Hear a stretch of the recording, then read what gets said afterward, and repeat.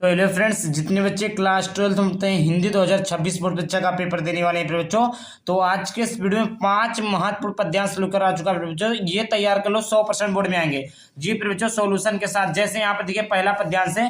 पहले पद्यांश का यहाँ पर देखिए उपयुक्त गद्यांश के शीर्षक तथा कवि का नाम, पवन दूत का किसने किसको संदेश भेजा, रेखांकित अंश की व्याख्या, और फिर प्रस्तुत गद्यांश में श्री कृष्ण के संदर्भ का वर्णन किस प्रकार किया गया है। टोटल यहाँ पर देखिए फिर जो आपको गद्यांश पद्यांश भी दिया जा रहा है, उस पद्यांश का आपको ऐसा नहीं कि मोस्ट इंपोर्टेंट पद्यांश बताया जा रहा है, उसको सॉल्यूशन के साथ दिया जा रहा है। यहाँ पर आपसे लोग उसका पीडीएफ भी मिलेगा। इसके लिए आपको वीडियो को लास्ट देखना होगा और शेयर जरूर कर देना होगा अपने दोस्तों के साथ। फिर बच्चों ये 100% एकदम जेन्युइन ये आपको मिलेगा। आपको पीडीएफ भी मिलेगा, सॉल्यूशन भी मिलेगा, उसके साथ साथ आपको ये बोर्ड परीक्षा में आएगा भी। तो यहाँ पर देखिए पहला है मेरे प्यारे नवजलद, ये पहला पद्यांश है। तो मेरे प्यारे नवजलद से कंज से नेत्र वाले, जाके आए न मधुबन से और न भेजा संदेशा, मैं रो रो के प्रिय विरा से बावली, या बावली रहेगा, बावली हो रही हूँ, जाके मेरी सब दुख कथा श्याम को तू सुना दे, जयो ही मेरा भवन तजु तू अल्प आगे बढ़ेगी, शोभावली सुगध कितनी मंजू कुंजी मिलेंगी, प्यारी छाया मृदुल स्वर से मोह लेंगी, तुझे वो तो भी मेरा दुख लख वहां जना विश्राम लेना। इस प्रकार आपका है। तो यहाँ पर देखिए पहला दिया हुआ, पहला प्रश्न यहाँ पर पूछा है, यह आपका प्रश्न संख्या पहला है। पहला क्या पूछा, उपयुक्त पद्यांश के शीर्षक तथा कवि का नाम। तो बच्चों ये आपने पढ़ लिया। अब इसमें आपको पता लगाना है कि शीर्षक का नाम क्या है। तो आपने यहाँ पर देखिए पवन पवन पवन, आपने अगर थोड़ा सा भी पढ़ा होगा तो पवन और पवन दूतिका, तो यहाँ पर लिखेंगे, उत्तर में लिख देंगे। ये आपको रेड पेन से नहीं लिखना, ब्लू पेन से ही लिखना है। मैं आपको दिखा दिया हूँ ऐसे लिख के। तो क्या बोला, पद्यांश के शीर्षक तथा कवि का नाम। तो यहाँ पर उत्तर लिखेंगे पद्यांश के शीर्षक। पद्यांश के शीर्षक क्या है, पवन दूतिका है। कवि का नाम क्या है, अयोध्या सिंह उपाध्याय। इस शीर्षक का नाम लिखना, किस शीर्षक से लिया गया है और आपको किसने लिखा, इसके कवि कौन है, अयोध्या सिंह उपाध्याय हरिओद है।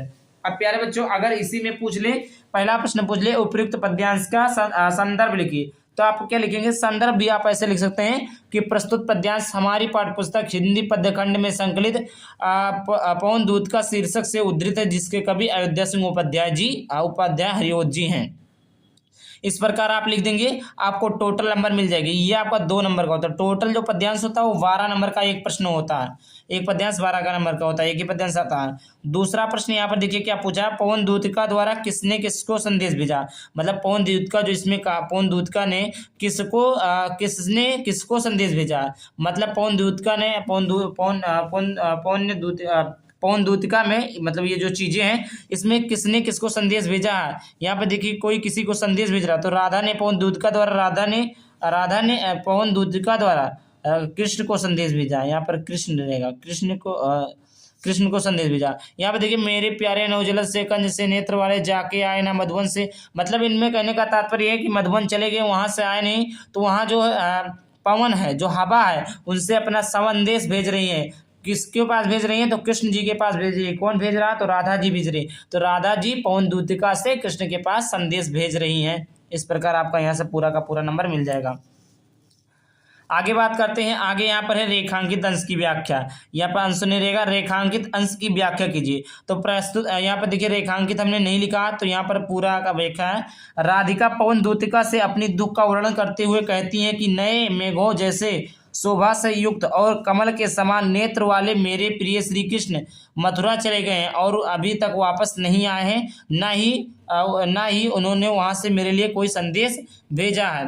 तो यहाँ पर देखिए बच्चों, यहाँ पर इसका है, तो यहाँ पर बच्चों यहाँ से लेकर आपका यहाँ तक रेखांकित, ये पहले लाइन की रेखांकित अंश की व्याख्या कि राधिका, यहाँ पर देखिए मेरे प्यारे नवजलद से कंज से नेत्र वाले, राधिका पवन दूतिका से अपने दुख का वर्णन करते हुए कहते हैं कि नए मेघों जैसे शोभा से युक्त और कमल के समान नेत्र मेरे, जाके आए न मधुबन। मतलब होता है मथुरा। श्री कृष्ण मथुरा चले गए हैं, श्री कृष्ण मथुरा चले और वहां से वापस नहीं आए हैं मधुबन से, और ना भेजा संदेशा, वापस नहीं आया और ना ही वहां से कोई संदेश भेजा है। फिर उसके बाद में यहाँ पर बात कर लेते हैं फिर जो यहाँ पर द्वितीय रेखांकित अंश की व्याख्या। द्वितीय रेखांकित अंश की व्याख्या, अगला प्रश्न यहाँ पर द्वितीय रेखांकित, राधिका पवन दूतिका से कहते हैं कि पवन दूतिका जैसे ही मेरा घर। अब यहाँ पर देखिए सुना दे जो मेरा भवन है, देखिए जो मेरा भवन है, तज तू अल्प आगे बढ़ेगी, शोभा वाली सुगंध कितनी मंजू कुंजे मिलेंगी। मतलब कहने का मतलब राधिका पवन दूतिका से कहते हैं कि पवन दूतिका जैसे ही मेरे घर के त्याग कर तू छोड़ेगी, मतलब आगे बढ़ेगी, मुझे अत्यंत सुंदर तथा सुख देने वाले अनेक कुंज दिखाई देंगे, अनेक कुंज मिलेंगे, अनेक कुंज दिखाई देंगे। अगला यहाँ पर जो प्रश्न पूछा है, जो प्रस्तुत पद्यांश में श्री कृष्ण के संदर्भ का वर्णन किस प्रकार किया गया है, तो किया गया है, यहाँ पर तक किया गया है। तो कृष्ण आकाश में छाए नवीन, ये नहीं है, कृष्ण आकाश में छाए नवीन मेघों के समान रूप वाले हैं तथा उनके नेत्र कमल के समान है। इस प्रकार आपका पहले पद्यांश का आंसर हो गया।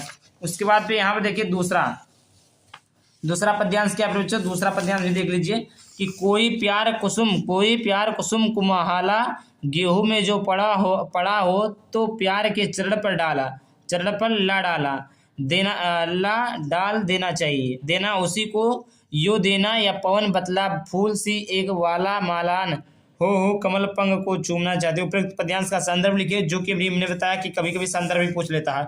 तो प्रस्तुत पद्यांश हमारी पाठ्यपुस्तक हिंदी पद्य भाग में या पद्य खंड में संकलित पवन दूतिका नामक शीर्षक से लिया गया और उद्धृत दोनों लिख सकते हैं, जिसके रचयिता महाकवि अयोध्या सिंह उपाध्याय हरिओत जी है।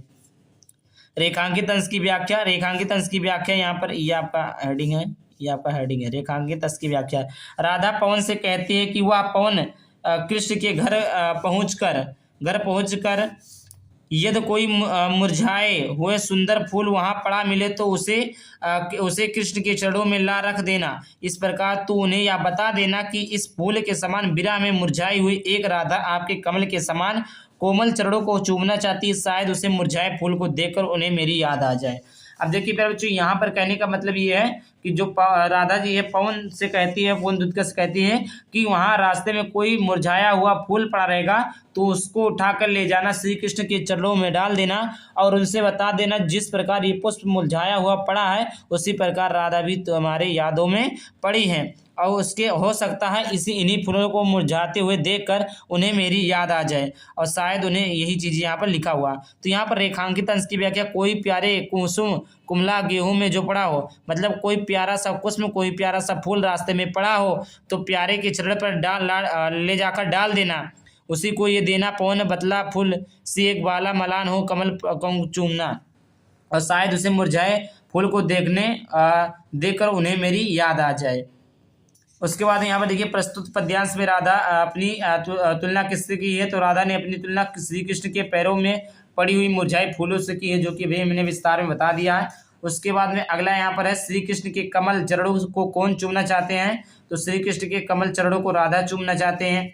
अगला प्रश्न है राधा पवन दूतिका से मुरझाई हुई पुष्प के माध्यम से क्या संदेश देना चाहती है। राधिका पवन दूतिका से मुरझाए हुए पुष्प के माध्यम से कृष्ण को संदेश देना चाहते हैं कि वह भी उनके विराम ने पुष्प की तरह मुरझा गई है, उनके विराम में नहीं, उनके विरह में या दुख में, विरह या दुख में। उसके बाद यहाँ पर देखिए पहले जो अगला यहाँ पर तीसरा आपका है, यहाँ पर देखिए तीसरा देख लेते हैं। तीसरा है कि निजन्म जन्म में सुने जीव या मेरा धिक्कार, उसे था महास्वार्थ न घेरा, 100 बार धन्य वह एक लाल की माई, जिस जननी ने है जना भरत सा भाई, पागल सी प्रभु के साथ सभा चिल्लाई, 100 बार धन्य वह एक लाल की माई। इस प्रकार यहाँ पर लिखा हुआ। उपयुक्त पद्यांश के शीर्षक तथा कवि का नाम मैथिली शरण गुप्त है, ये दूसरे चैप्टर से है। पद्यांश का शीर्षक जो है केकई का अनुताप है, यहाँ पर लिखा देता हूँ, केकई का अनुताप है। रेखांकित अंश की व्याख्या कीजिए, केकई रेखांकित अंश की व्याख्या यहाँ पर देखिए है कि केकई स्वयं को धिक्कारते हुए, यहाँ से देखिए यहाँ पर यहाँ से लेकर धिक्कारते हुए कहती है कि मैं सदगति ना पाऊं और जन्म जन्मांतर मेरे प्राण यही सुनते रहे कि रघुकुल की उसे रानी को धिक्कार है, जिसे घोर स्वार्थ ने घेर कर ऐसा अनुचित काम कराया, उसने धर्म का विचार बिल्कुल छोड़ दिया और अधर्म का आचरण अपनाया। तो निजन्म जन्म में सुने जीव या मेरा, यहाँ से लेकर धिक्कार उसे था महास्वार्थ ने घेरा, 100 बार धन्य वह एक लाल की माई, जिस जननी ने है जना भरत सा भाई। यह यहाँ पर है, यहाँ तक है।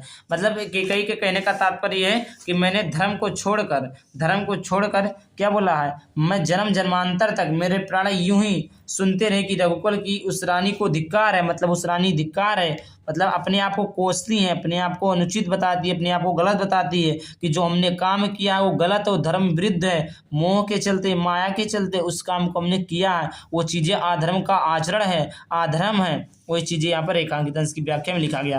केकई स्वयं को धिक्कारती हुई क्यों कहती है?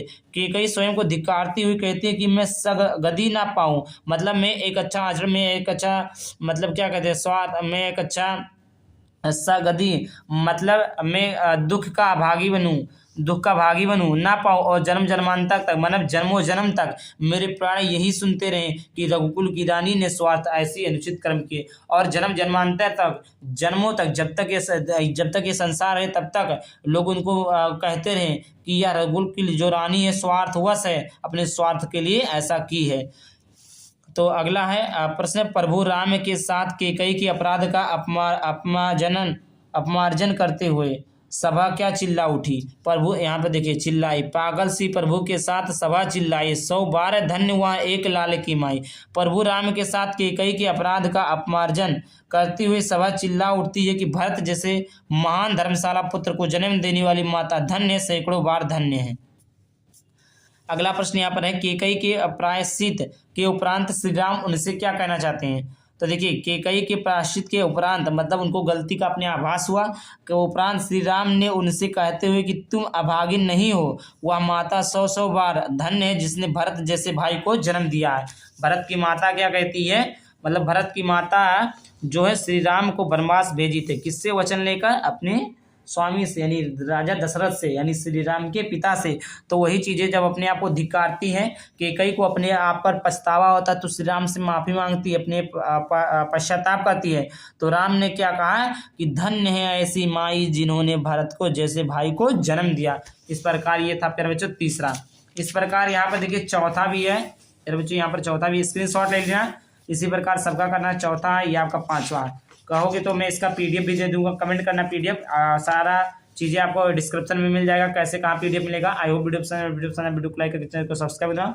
चलिए मिलते हैं किसी नए वीडियो से टॉपिक के साथ, चलिए बाय बाय, थैंक यू, जय हिंद, जय भारत, वंदे मातरम।